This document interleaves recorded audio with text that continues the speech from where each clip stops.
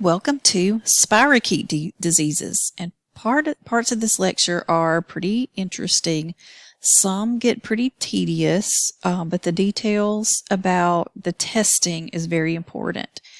And again, we're going to use the study guide, empty study questions format, and so you will see little SG and the number notes to correspond with the study guide question.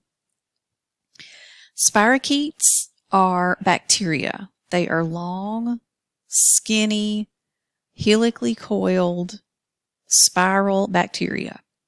They are gram-negative if they could gram stain, but we cannot see them on the gram stain, so we don't use that. They move by corkscrew flexion, and this is what they look like. This would be a dark field microscopy image. So that's how we view the actual spirochetes. And there are only a certain conditions under which we can see these spirochetes anyway. Spirochete diseases have many similarities, and they all result in a localized skin infection, and they can disseminate to various organs, including the heart and brain. There is a latent stage for all of them, and if untreated, they can lead to cardiac and neurological involvement. So before the treatment for syphilis or spirochetes is penicillin. So before penicillin was around as a medication, there were many people that had dementia because of syphilis, the spirochetes. There are two main organisms that cause spirochete diseases. That is Treponema pallidum. That's the organism that causes the disease syphilis, and then Borrelia burgdorferi causes Lyme disease. So that's on study guide 2, 20, and 22. So the organism that causes syphilis is Treponema pallidum. Syphilis is the most commonly acquired spirochete disease in the U.S. It's mostly spread through sexual transmission, and it's actually Treponema pallidum, the subspecies pallidum, and the family is Spirochetaceae. So the family is not so important, but syphilis is the most commonly acquired spirochete disease in the United States. That's important, and it's pretty freely passed around to this day. The other treponemas are not so important, but there is a non-venereal syphilis that's T. pallidum, subspecies endemicium. And then something that you may see on boards is that T. pallidum, the subspecies pertinu, is the agent of yaws. Yaws. It sounds like yaws. Yaws got some problems, but yaws. And that's another type of venereal disease. Then Treponema caritium is the agent of Penta. It's related, but not a subspecies of T. pallidum. So from the rest of this lecture, we were going to be just talking about T. pallidum in relation to syphilis, and that's all we're just going to say. It's going to be understood that it's subspecies pallidum. The primary mode of dissemination is through sexual transmission, through contact with abraded skin with an open lesion. There can also be congenital infections that's passed from mother to fetus during pregnancy, and it's also possible to pass syphilis through blood, like through the use of needles. So those are the three modes of transmission for syphilis. Then the next one, the study guide asks for the 4 stages and 7 characteristics of syphilis. So the 4 stages are primary, secondary, latent, and tertiary. So those are the 4 stages. In the primary stage, there is a thickening of the endothelial cells where white blood cells aggregate, like lymphocytes, plasma cells, macrophages. They all come to that area. And this is called a canker. A canker is the initial lesion, and it develops within 10 to 90 days after infection, on average 21 days. It's painless. It's a single solitary lesion. It's raised with well-defined borders. It lasts about 1 to 6 weeks and heals spontaneously. So it's very probable that people would say, "Oh, I wonder what that was," and they hope it goes away. You know how nobody likes to spend money on the doctor. So often it goes undetected. Then we have this secondary stage, and only in 25% of syphilis cases does the disease even progress to the secondary stage. But this is when it starts to disseminate through our systems, and this is about 1 to 2 months after that primary canker disappears. The symptoms are just like general blah. You have swollen lymph nodes, you're tired, maybe a little fever, sore throat, rash, especially on the palms of your hands and the soles of your feet. Maybe some neurologic signs, but that's usually in tertiary syphilis. It can last from a few days to 8 weeks, and again, spontaneous healing. So again, you know how we are. We don't like to go to the doctor or spend money going to the doctor. So you're just going to think, okay, I'm feeling better. Must have been nothing. Then the latent stage follows the secondary stage, and there are no clinical symptoms in this phase. Patients are not infectious at this time to other people. However, congenital transmission may still occur, so a pregnant woman could still transmit syphilis to her unborn baby. Then tertiary syphilis develops in about 1/3 of untreated patients. This appears months to years after the secondary phase, and there are 3 major manifestations. So gummatous syphilis, cardiovascular disease, and neurosyphilis, which is the most serious neurosyphilis, because it can cause you to go insane. Congenital syphilis occurs when a woman who has early syphilis or latent syphilis is pregnant, and the fetus is most effective during the 2nd or 3rd trimester.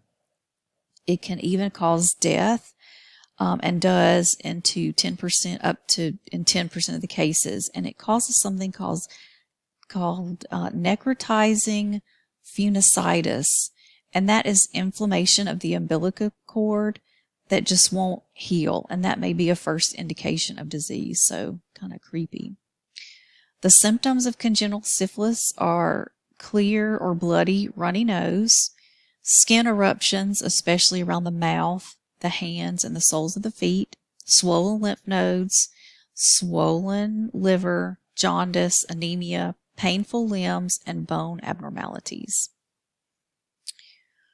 The immune response, intact skin is the primary defense. T cells and macrophages play a key role. Primary lesions contain both CD4, CD8 T cells, and cytokines produced by these cells activate macrophages, and it's ultimately phagocytosis by macrophages that heals that primary canker. So that's pretty interesting. Our immune system at work. So how do we test for these in the laboratory? So study guide question number 5 asks us to name the 3 types of lab tests for syphilis. And this is where you're probably going to need to pause and take some notes, because these tests can be pretty tricky. But they are classified into 3 main types. First, we can have a direct detection of the spirochetes themselves. Then we can have a non-treponemal serology test, and we can also have treponemal serology test. And we are going to discuss each one of these. Direct detection of the spirochetes is a treponemal test, and this is done by testing the exudates. That means the stuff that comes out of the primary or secondary skin lesions that are active. And we use either dark field microscopy, so we are looking for the live treponemes, or we're using a fluorescent antibody against the treponeme itself. Dark field microscopy, you have a dark field condenser that's used to keep all the light out of the field except for what's captured by the organisms themselves. But the trick is, for dark field microscopy to work, you have to have live organisms. So remember that, dark field, live organisms, and you will actually see the spirochetes. So these are the answers to study guide number 6 and 11. Treponemes are identified based on their corkscrew morphology and their flexing motility.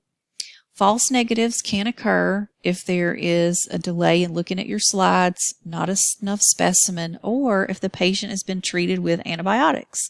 So a negative test, a negative dark field, does not exclude a diagnosis of syphilis, so that's important.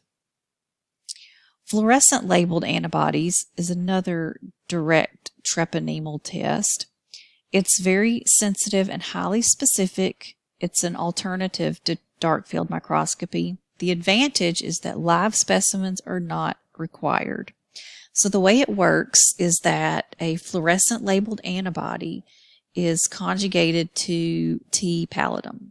And then an indirect fluorescence, an antibody that's specific for T. pallidum and a second labeled anti-immunoglobulin antibody. So in indirect, you're using 2 antibodies in a label, and in direct, you're only using 1 antibody in a label.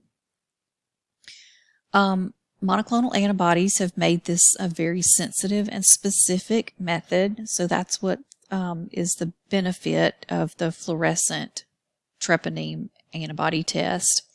However, there can be cross-reactivity. Okay, serology testing. This is study guide number 12, lists 2 classifications for serology tests. There are both non-treponemal and treponemal. And serology testing is necessary if a patient doesn't have active lesions. So, yay, serology and the immune system. Antibodies are what is key to diagnosing, and it just depends on the reactivity of the antibody that is detected, whether it's a treponemal or non-treponemal test. Non-treponemal test detects the presence of reagin, which is a particle that's found in the serum of syphilis patients. It's an antibody, either IgG or IgM, that forms against cardiolipin. So reagin is the antibody, either IgG or IgM. Cardiolipin is a lipid material from damaged cells, and that is considered to be the antigen, cardiolipin.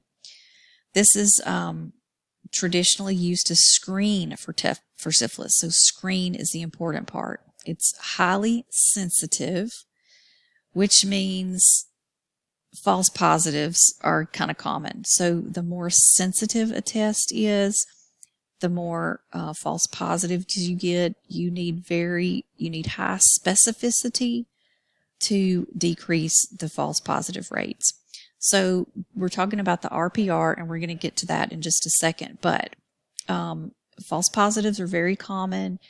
That's because it's non-specific antigen, this cardiolipin, and positives always have to be confirmed.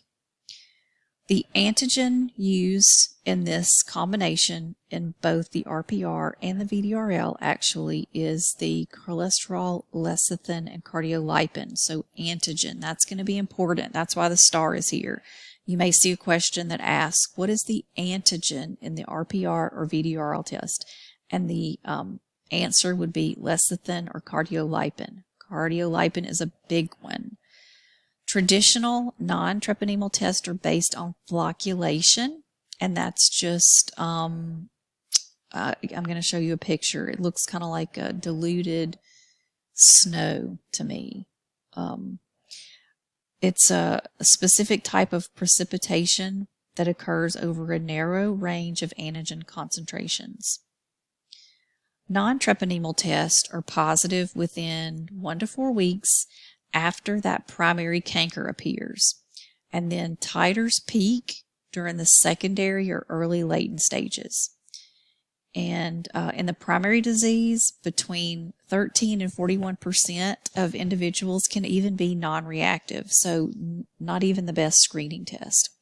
But by the secondary stage, almost all patients have a reactive test to the non-treponemal test kit, the RPR. Testing of serum from patients in the secondary phase is also subject to false negatives because of the prozone phenomenon. Now remember, what is the prozone? The prozone is antibody excess. So remember B, antibody is the prozone phenomenon, antibody excess. This would create a non-reactive pattern, and if a prozone is suspected, you need to do a serial dilution to get a titer. Examples of the non-treponemal tests, like I've mentioned already, are the VDRL, which stands for Venereal Disease Research Laboratory, and the RPR, which stands for Rapid Plasma Reagin. There are test questions that ask what VDRL and RPR stand for, and this is also study guide number 15. Do not pay attention to these, it's not important. But the RPR and the VDRL are the most widely used of the non-treponemal test. The VDRL non-treponemal test was designed by the Venereal Disease Research Lab. Do you think it would be fun to work there? They're probably hiring. Both a qualitative, which means positive or negative, and quantitative, that means we're talking titers, not necessarily a set number. This is a flocculation test for serum, and it is used on spinal fluid. So the VDRL is mainly done on spinal fluid. You can use serum, but if you use serum for the VDRL, it has to be heat inactivated at 56 degrees Celsius for 30 minutes to inactivate the complement. So I'm going to try to show you a video for the VDRL. So this is a video that's going to show the VDRL test. So they are using heat inactivated serum. They're going to transfer 400 microliters of buffered saline to a bottle.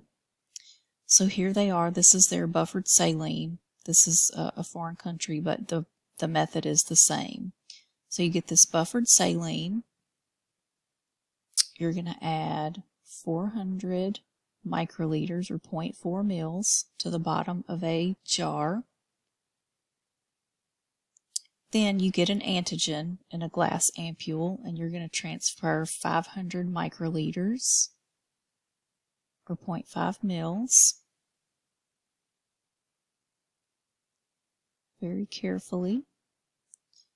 And you're going to see him transfer the antigen to our bottle 1 drop at a time while mixing. So 1 drop at a time, and then you're going to see him shake the bottle vigorously while you drip the antigen. And that is exactly what we do.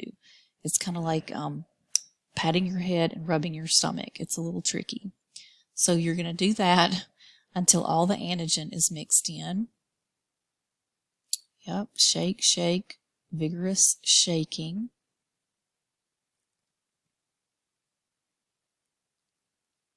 Okay, we're going to skip ahead a little bit. So then you're going to transfer the remaining 4.1 mils of buffered saline into the bottle. Again, we're going to shake vigorously, and then we're going to let it rest for 15 to 30 minutes. And you have to use the antigen on the same day. So here are the serum samples, 1, 2, and 3. And that water bath is disgusting. 56 degrees for 30 minutes. All right, then he's going to take them out.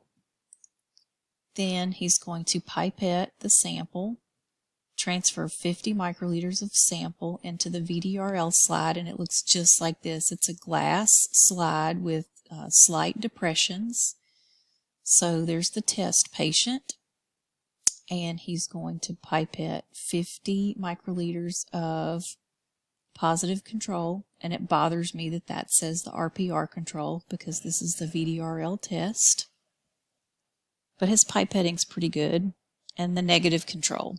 He must have used a negative patient, probably. So 50 microliters into the well. Now, this is a calibrated needle, but you need to put 1 drop of antigen in each well. And so you're going to see him, he's going to put an extra drop by accident in one of these tests, but 1 drop. Then you put it on a shaker and rotate for 4 minutes, and it's pretty vigorous. Watch this. He's going to turn it on, and it shakes for 4 minutes. Right? So then you take it off the shaker and you read it with a microscope. Low power, that means 10x objective. And this is pretty cool. You're going to see what he's looking at. So the test well will be first. So you see medium to large clumps. So that would be positive control. Medium to large clumps. And then we're going to see the negative control, no clumps. See, it's and this is considered a flocculation test, right? So no clumps. All right, so the test patient was positive, so he has to do a titer. So he's going to do a serial dilution. So I'm going to pause here and tell you what he's doing. He is putting, I'm going to just talk through it. So he's putting a half ml of saline, so 500 microliters of saline into 10 test tubes, right? So each one of those is going to have 500 milliliters. Oh, nice. They have bugs in there too. All right, then once they've done all that, they're going to take a half ml, 500 microliters of the patient's serum sample that's been heat inactivated, and he's going to place it in the first tube. He's going to pipette up and down a couple of times. Then he's going to transfer 500 microliters from tube 1, that was a 1 to 2, into the next tube. Now we have a 1 to 4. Now he's going to transfer 500 microliters into tube 3. So now we have a 1 to 16, 1 to 8, right? Yeah. All right. Now that we had a 1 to 2, 1 to 4, 1 to 8, 1 to 16. This is the 1 to 16. And he's transferring, so that's going to be 1 to 32. 1 to 34, 1 to 32, 1 to 64, 1 to 128, 1 to 256, and 1 to 1024. I think that was fast math.